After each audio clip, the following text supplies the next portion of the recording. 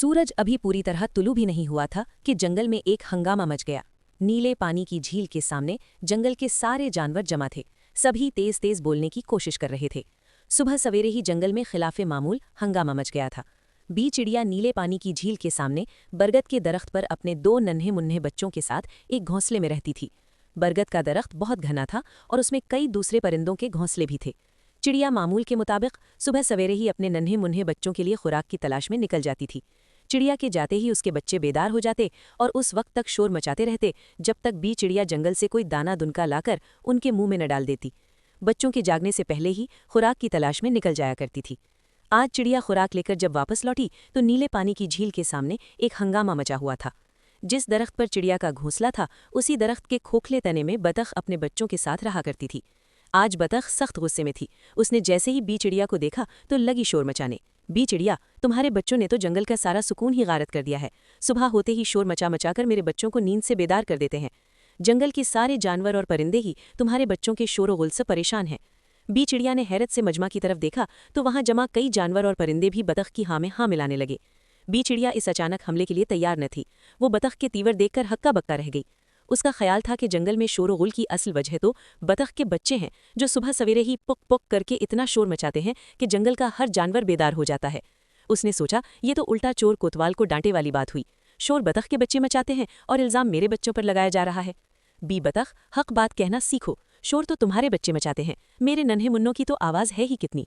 उधर सुबह होती नहीं है, उधर तुम्हारी बतखें जोर जोर से पुक पुक करना शुरू कर देती हैं।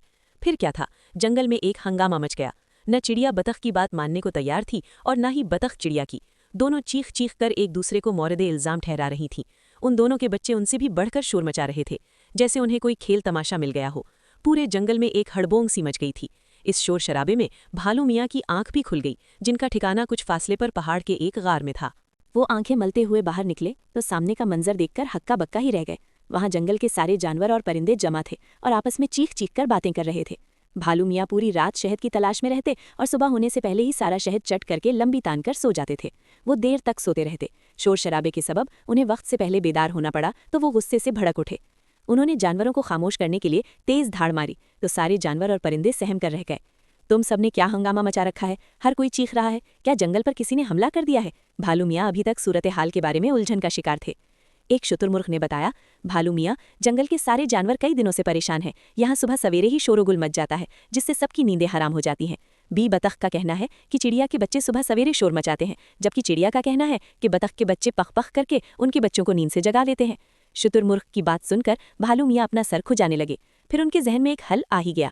उन्होंने सब जानवरों को मुखातिब करते हुए कहा, भाइयों, क्यों ना बादशाह सलामत के पास चलें, वो यकीनन इसका कोई हल जरूर निकाल लेंगे।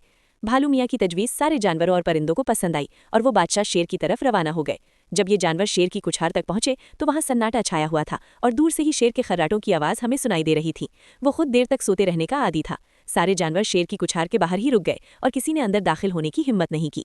अलबत्ता वो आपस में तेज तेज बातें करते रहे। जानवरों की आवाज़ों से शेर की आंख खुल गई। वो आंखें मलते हुए बाहर आया तो जंगल के जानवरों को एक साथ देखकर हैरानी रह गया। उसके चेहरे पर नागवारी के आसार नुमाया होने लगे। नौजवान बादशाह कुछ कम अकल था। पुराने बादशाह की मौत के बाद वो हादसाती तौर पर बादशाह बन गया था। क्यों मेरी नींद खराब कर रहे हो? जंगल के जानवरों को तो अब अपने बादशाह के आराम का कोई ख्याल ही नहीं रहा है। शेर ने नागवारी से कहा, बादशाह सलामत, पहले तो जंगल के सभी जानवर खूब मजे से दिन चढ़े तक सोते थे। अब रोज जंगल में एक शोर सा मच जाता है। चिड़िया और बतख एक दूसरे को इस शोर का जिम्मेदार करार दे रहे हैं। कोई भी अपनी गलती मानने को तैयार नहीं है। ये मसला हल करने में नाकाम हो गए हैं। अब आप ही अपनी बसीरत से इस मसले को हल कर सकते हैं।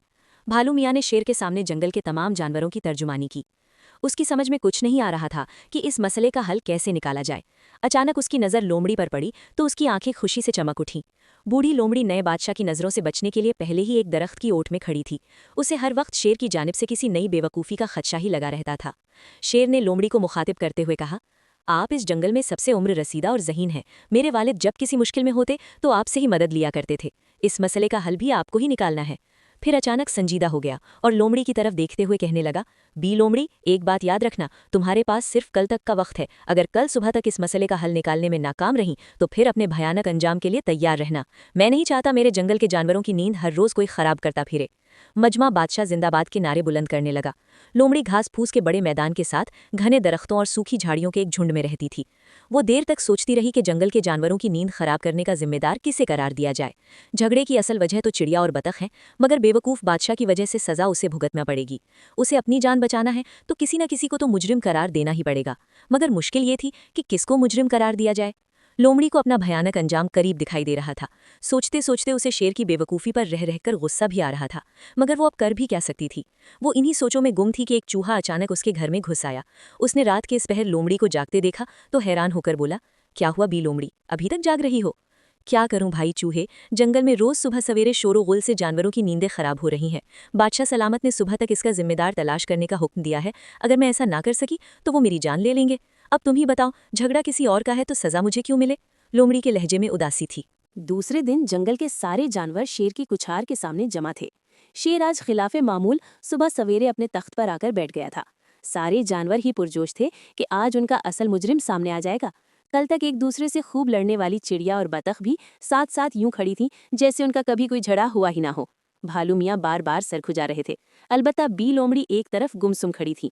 शेर ने मजमा पर एक नजर डाली और लोमड़ी से पूछा, क्यों बी लोमड़ी, अब बताओ, जंगल के जानवरों की नींद का असल मुजरिम कौन है? लोमड़ी अभी तक किसी नतीजे पर नहीं पहुंच सकी थी। उसे अपनी मौत सामने नजर आने लगी तो अचानक उसके जहन में एक नया ख्याल आया। उसने शेर से कहा, बादशाह सलामत, आपके हुक्म पर मैं पूरी रात सोचती रही हूँ। ये वाकई बहुत मुश्किल मसला था, मगर सुबह होते होते मैंने उस मुजरिम का पता लगा ही लिया है जो। बी लोमड़ी, जल्दी बताओ, हम इस मुजरिम को सजा देने के लिए बेचैन हैं। शेर इस तरह बेकरार हो रहा था जैसे किसी जानवर को सजा देना उसके लिए कोई खेल तमाशा हो। बादशाह सलामत, मेरा ख्याल है आप इस मुजरिम को सजा नहीं दे सकेंगे। लोमड़ी के इस बात पर शेर को अचानक गुस्सा आ गया। वो समझता था जंगल का बादशाह होने की वजह से वो हर काम कर सकता है। कौन है वो मुजरिम? तुम सिर्फ मुझे उसका नाम बताओ, वरना अपने अंजाम के लिए तैयार हो जाओ। शेर धाड़ने लगा तो लोमड़ी मुस्कुरा दी।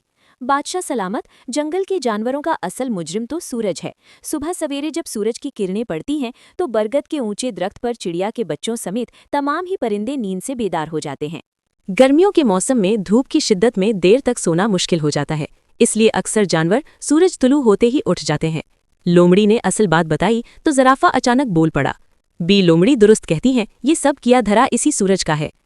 बूढ़ा काला चीता नौजवान शेर की बेवकूफ़ियों पर अक्सर नाला रहता। वो उसके मरहूम बाप का गहरा दोस्त था। शेर अपने मरहूम वालिद की दोस्ती की वजह से उसे चचा जान कहता और बहुत इज्जत किया करता था। उसने शेर से कहा, बादशाह सलामत, जब तक आपके वालिद जिंदा रहे सुबह सवेरे बेदार होना उनका मामूल था। जंगल के सब जानवर भी उनकी देखा देखी जल्दी उठ जाते थे। आप देर तक सोते हैं, इसीलिए जानवर भी देर तक सोने के आदी हो गए हैं। मशहूर है, जैसा बादशाह होगा वैसी ही राया होगी। सुबह बेदार होना बुरी आदत नहीं बल्कि एक नेमत है। शेर पहले तो कुछ देर सोचता रहा कि सूरज को कैसे सजा दी जाए, फिर कहा, डी लोमड़ी और चीता चचा जान दोनों दुरुस्त कहते हैं, सुबह जल्दी उठना अच्छी आदत है। अब जंगल में जो जानवर देर तक सोता रहेगा उसे सजा दी जाएगी। शेर ने फैसला सुनाया तो सारे जानवर खुशी में जोर जोर से बादशाह जिंदाबाद के नारे बुलंद करने लगे।